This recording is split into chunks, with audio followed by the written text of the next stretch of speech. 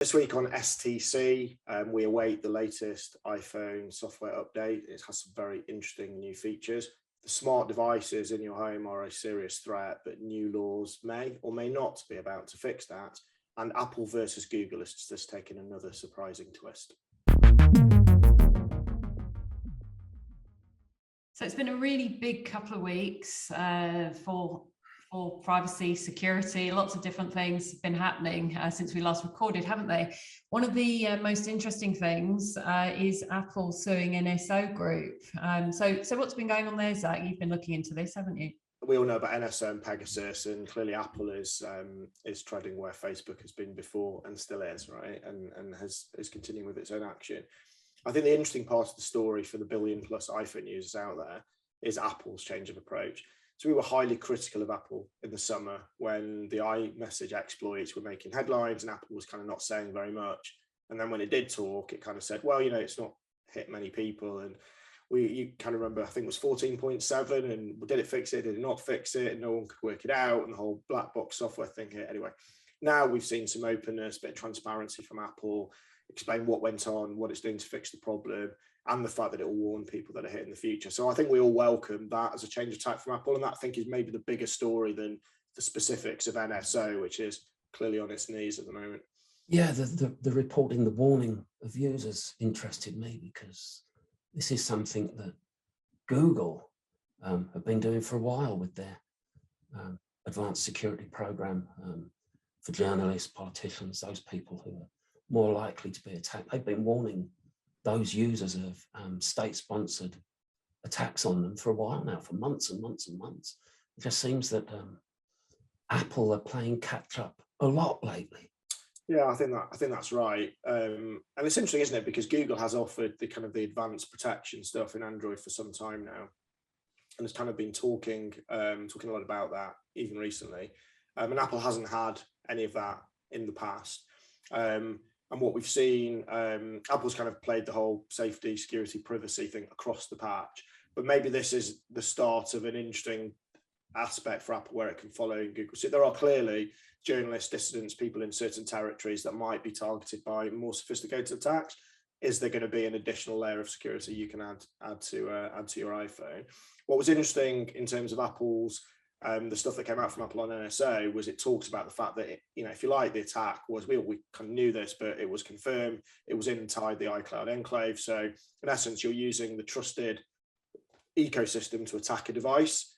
So there are weaknesses within the software, and having everything is from the same organization, and Apple obviously has to do something about that now. Yeah, absolutely. The other thing that's quite interesting about this, though, is how good it looks for Apple. And obviously there is a bit of PR in this, isn't there? This press release went up on Apple's website about them suing NSO. That is quite unusual. It hasn't happened for quite a few years, actually, that they've actually put a press release out to say exactly what they're doing. It's kind of very topical at the moment in the US, isn't it? Because the Biden administration is, talking a lot about this. I mean, look, if you put the NSO thing to one side, clearly Facebook and Apple are both after NSO now, and that has weakened NSO. So I think on that side, the message is, if you are a commercial entity, we've seen Apple sue other people as well for messing around with the iPhone commercially and selling their wares, if you like. So I don't think that's not the first time, but you clearly can't set up an investable Western entity and go after big tech and expect big tech not to do anything about it.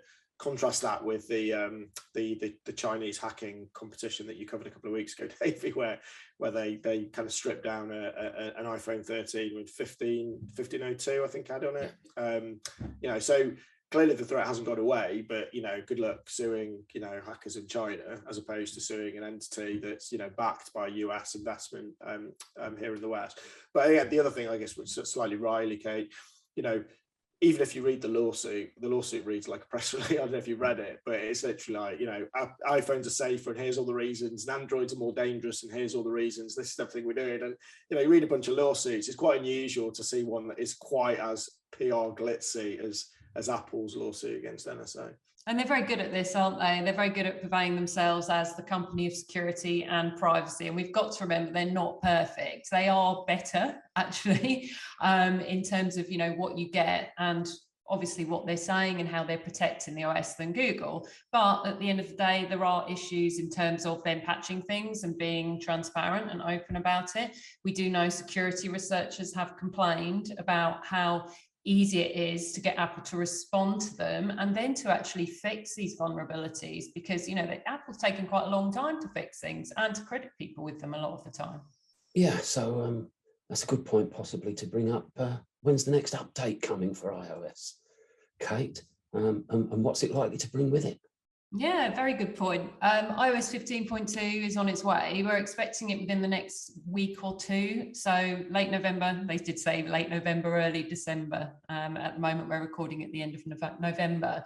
That big release comes with lots of new privacy features. There will be some security updates as well, which will be fairly important. Probably it's been a little while since security updates happened. But on top of that, we've also got 3 privacy features that are particularly interesting. One is an evolution of app tracking transparency, which is a app privacy report. So basically we can see what's happening with the apps that we're using and the permissions that they're accessing. So that's going to be really good. There's also something that is telling us when AirTags are tracking us. So basically we can actually see where any item may actually have been planted on us or tracking us, which is good update for kind of the anti-stalking side of things. And Apple has actually come under a lot of criticism for AirTags and whether, you know, they could be a danger to people, and maybe hasn't really addressed the privacy implications. Is that likely to be an immediate notification that you're being tracked? Before it was a delay, wasn't there before? Exactly. So that's the change we're seeing in 15.2, is that you will actually be able to see that very transparently and obviously if something is tracking you in there. So that's a change that Apple has made, I think, in response to a few complaints from people as well. The last update, and one of the best in my opinion, we talked about this before, is Hide My Email can actually be done directly from your mail app on your iPhone now. So you can hide your email address when you're emailing anybody, pretty much, by going to the BCC field and just doing it directly from there. So it's really exciting stuff and coming soon. So this is, I mean, the Hide My Email thing is interesting, isn't it? Because it's the latest Apple versus Google. You know, Apple makes a change, shows Google out. We've seen private relay and the whole Safari eradicating tracking cookies, which puts Chrome in a bad light. We've seen the Apple Maps versus Google Maps. We've seen iCloud Photos versus Google Photos. So we've seen a whole raft of privacy enhancements that have come from Apple that highlight the way in which Google doesn't appear to have users' privacy as its first, second, third, fourth, fifth, sixth, or maybe seventh priority, unsurprisingly, because, you know, follow the money. But I guess one of the things we've seen in the last few days is the tables being turned somewhat.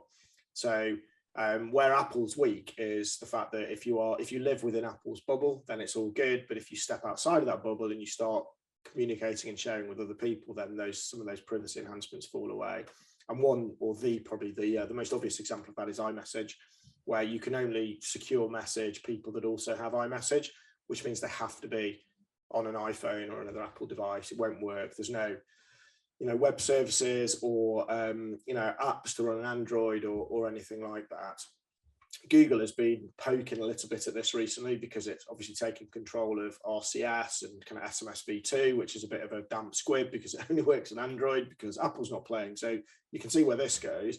And now Google has started to play around with, can it give users some of the iMessage experience on Android? So it's interpreting the kind of the likes, dislikes, you know, thumbs up, smiley face, emoticon kind of responses that people can put on messages, and trying to show them in its RCS client, if you like. And again, I think what this is highlighting is that it's a great area where Apple doesn't have users' interest at heart. It should absolutely open up iMessage. Else that needs to be sorted out in 2021, although it's coming up for 2022 now, and it will be 2022 before this comes into play.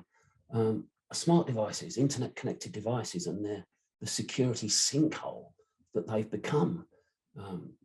And one government, the UK government, is set to be bringing a law in that hopes to try and close this sinkhole down a bit.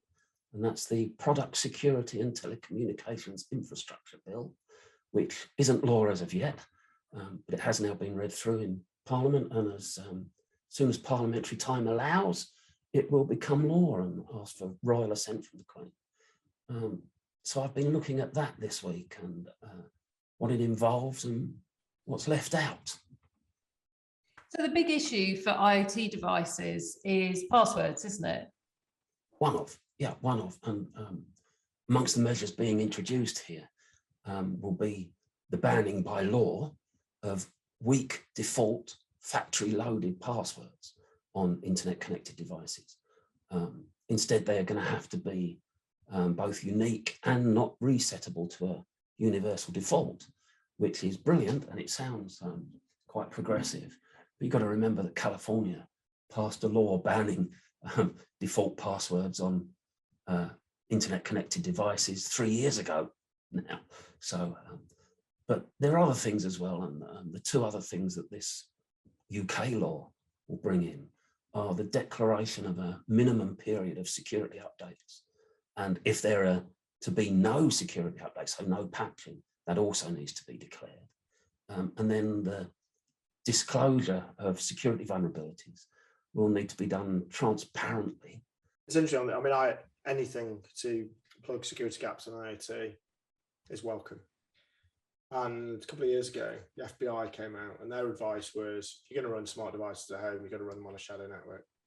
Most modern routers will allow you to do that. I reckon we could probably fit on this Zoom call the people globally who've done that. I think that's about how well that advice landed. But maybe we are starting to get to a place where it becomes more, when you set your router up, it's not hidden in, level 3 of the settings. It's just right. You set up 2 networks. You set up your IoT network, and it's called your IoT network or your smart device network. And you set up your main network, and you are just told in your apps that now run on modern routers and mesh networks to just put all of your smart devices onto your IoT network. So at least, there are clearly spyware style vulnerabilities, but it can't jump to the primary network where your data can be accessed.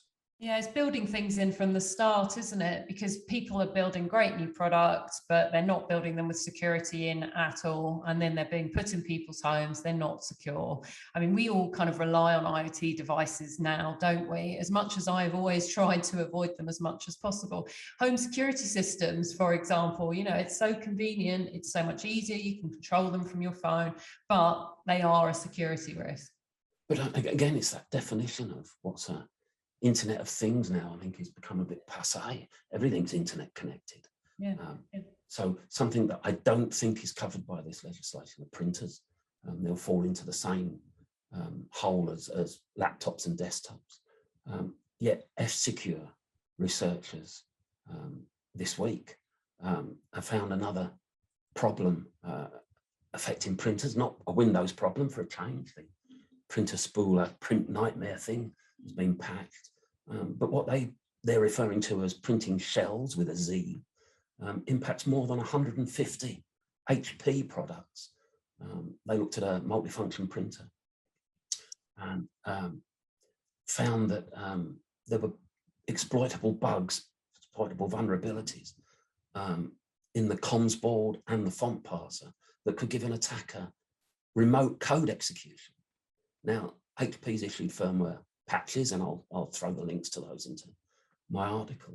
But this is important. You think of a printer, you don't really think of it as a threat to your network, but it is, because attackers who exploit vulnerabilities in printers can steal information, because there's a lot of information goes into a printer cache. They can introduce misinformation into a business.